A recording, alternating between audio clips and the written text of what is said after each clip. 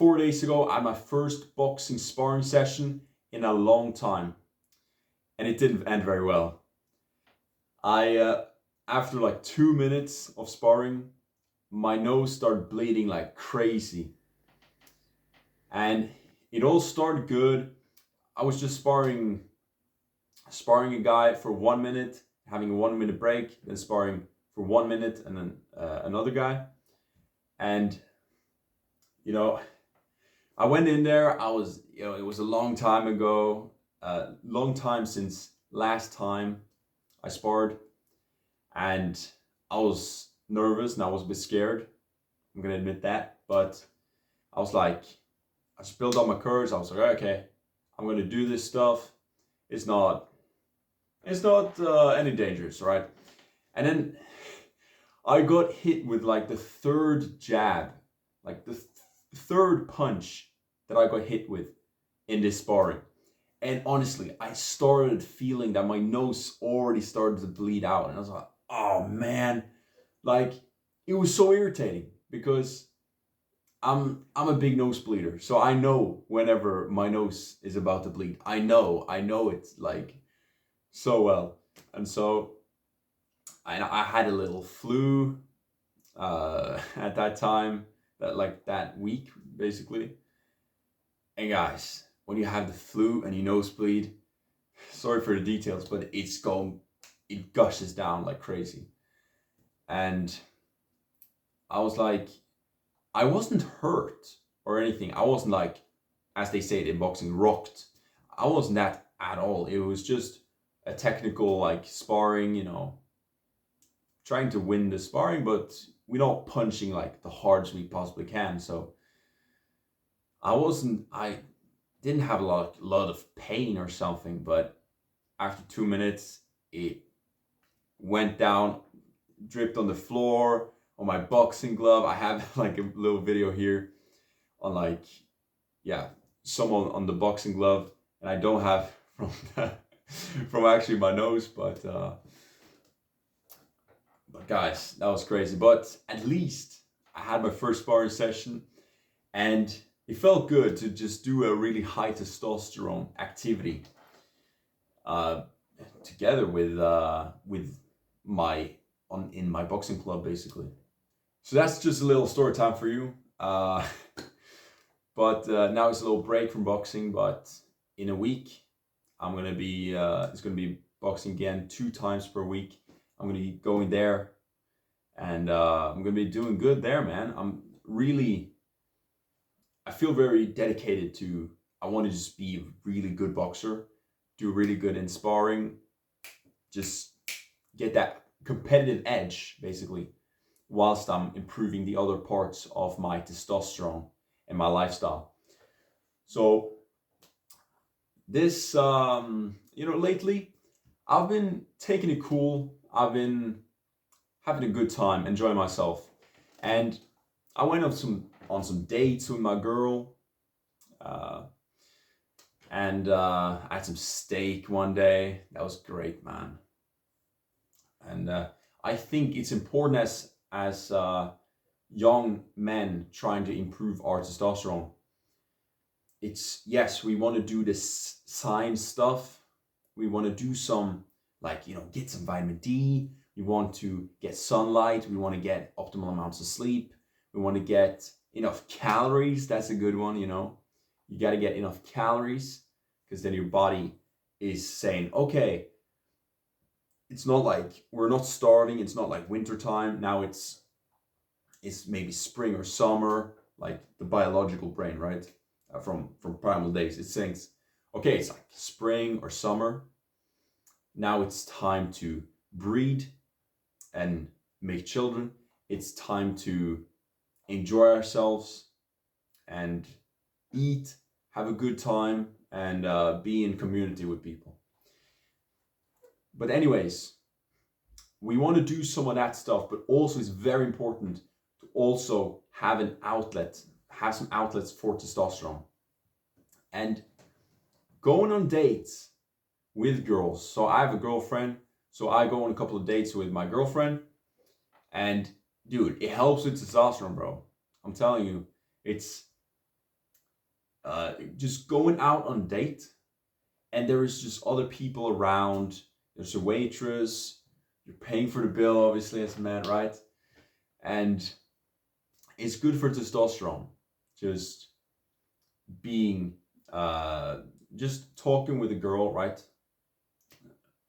And improving your relationship to her. So, and also I think just enjoying yourself and doing things you like to do, in my experience so far, it improves testosterone a little bit, because you're just enjoying yourself. You just have a lot of happy chemicals, basically. And so, like a week ago, me, my girlfriend, and some friends of ours, we went on this steakhouse, and so I got a good steak. It was awesome, bro. And I'm telling you, the food that I feel the best after eating is steak. It's not rice or potatoes. It's not it's not broccoli. It's not chicken or pork. It's not even eggs. Like eggs, I feel really good, but even greater than that is a fatty steak. Like a steak where it's a lots of fat. It's maybe marinated in some like butter and some stuff. Like, bro, that's the best. You feel powerful as a man after you've eaten a good steak. So eat your steak, guys. You need to eat, because red meat, that has so much good stuff. It has, all these zinc and all this crazy stuff. Lots of proteins, lots of healthy fats, all this. Something I want to talk about also is, especially for people like me, I'm living in Norway, which is a very cold country. And now I can feel that it's getting cold outside. It started raining more, worse weather, colder weather. And I've actually been grounding a lot lately. And I have like a little place for grass in my front yard, and I've been grounding there, and it feels so good, guys. You need to try that. It's so relaxing. It takes down the stress level, and by taking down stress level, you take up testosterone. And guys, it's been feeling so good. You feel more in touch with yourself and with nature. It feels awesome. So it's basically, grounding is basically bare feet on grass. That's the best thing to do. You can do it on sand if you want, but bare feet on the ground. No layers in between. And I've been grounding now a bit lately, but the weather starts getting real cold, and I need to figure out how I'm gonna do that, because I'm probably not gonna be grounding bare feet that much longer, because it's gonna be freezing cold. And shirtless outside is very good to be shirtless outside, have the sunlight come right on your body, and then you feel amazing after. If you spend a day at the beach, sun is shining, you're like there for like 2-3 hours, bro, you feel crazy afterwards. Crazy results in testosterone. But now with the colder weather, you want a replacement. So that's exactly why I take vitamin D. Vitamin D3, okay. And that's basically because from the sun you get vitamin D in your system, which helps tremendously with testosterone.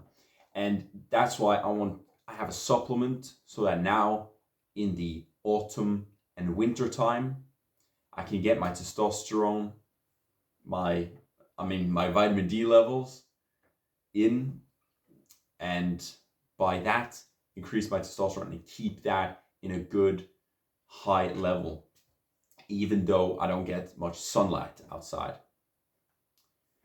So that's important as well to, especially now, lock in with that vitamin D. Take some supplements, vitamin D supplements in the autumn and winter time.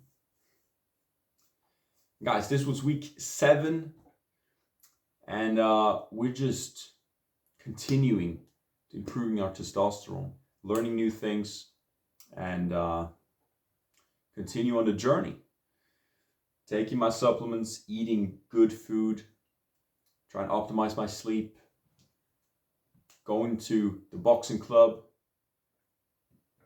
doing social fun things, especially in the weekends, to keep my testosterone high. And I hope you can join me in some parts of this journey. And anyways, I'll see you in the next video. Peace out.